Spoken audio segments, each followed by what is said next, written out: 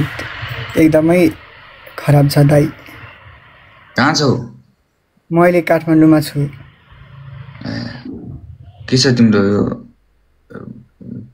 अस्पतालमा ट्रिटमेन्टहरू भइरहेको यताउति? म अहिले त रगत हालेर बसिरहेको छु दाइ। हप्तामा 2टा 3टा त्यस्तरी ब्लड हालेर बसिरहेको छु दाइ 4 वर्षदेखि। कहाँ हुनुहुन्छ? मम्मी बुवाहरू कोही हुनुहुन्छ घरमा? मम्मीहरू यता हुनुहुन्छ, मम्मी यही हुनुहुन्छ, बुवा गाउँमा हुनुहुन्छ। ठिक छ ठिक छ।